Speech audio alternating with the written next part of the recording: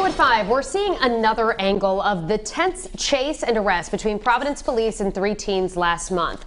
Police say the teens were speeding through the city, pointing BB guns at civilians and officers. As we first showed you this last night, as breaking at 5, Providence Police released more than 8 hours of body camera footage, which shows multiple officers repeatedly punching at least 2 teenagers during their arrest. But 12 News also obtained surveillance video from a local business here that shows how one of those scenes played out on Dearborn Street on July 8th.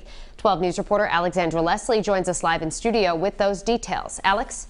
Yeah, well, Shannon, one of the head staff members at Narragansett Creamery provided me with this video, which allegedly shows a car slowing down in front of the Creamery's front parking lot on July 8th before shooting at staff members outside.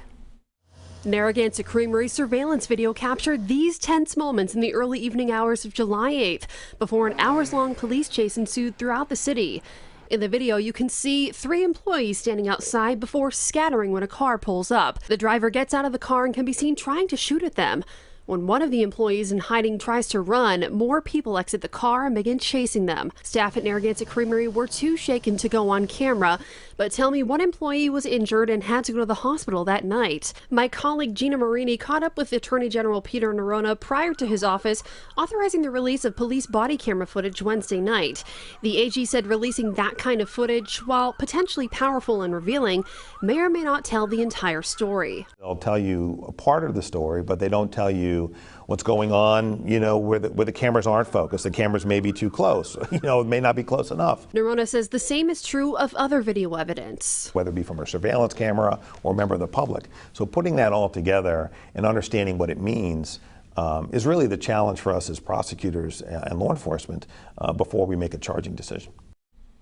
Attorney General Nerona said the body cam footage being released means the investigation is substantially complete, meaning witnesses and investigators have all been interviewed. However, the investigation is still ongoing. Coming up new at 6, you'll hear from 12 News law enforcement analyst Stephen O'Donnell about the use of force displayed in that video. Live in studio, Alexandra Leslie, 12 News. Following up tonight on the body camera footage released by Providence Police showing the pursuit and arrest of 3 teenagers last month.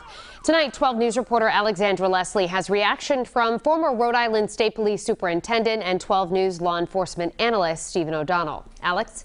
Well, Shannon, Target 12 went through all of that footage last night, which shows multiple officers repeatedly punching at least 2 teenagers during an arrest. O'Donnell tells me he thought some of that video was disturbing to watch. Anytime you see video or use of force, it never looks good. 12 News law enforcement analyst Stephen O'Donnell says that being said, when Providence Police were involved in an hours-long chase through the city last month, he believes they didn't cancel the chase, likely because officers were unsure if guns being pointed were real or BB guns. One of those incidents was caught on Narragansett Creamery surveillance cameras when the teens allegedly shot at employees in the parking lot. So in good faith by the police, they believe they're chasing someone who just shot at people and terrorized people. It's as high as the heightened alert. If it's a 1 to 10, they're at a 10. O'Donnell says when a chase ends, typically a foot pursuit and some use of force follows. So then that's where, I guess, the rubber meets the road, where the police have to make a decision how much force they use. At one point, the video shows one of the teenagers with his head and hands held back by an officer, while he receives several blows to the face from another. In another instance, an officer walks up and spits towards one of the teens.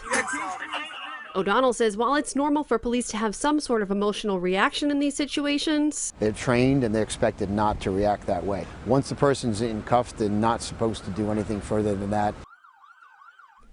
And tonight we're still waiting for Attorney General Peter Nerona to announce if criminal charges might be filed against the police officers involved. The 3 teenagers have been charged with criminal offenses, but their names and exact charges had not been released since they're underage. Live in studio, Alexandra Leslie, 12 News.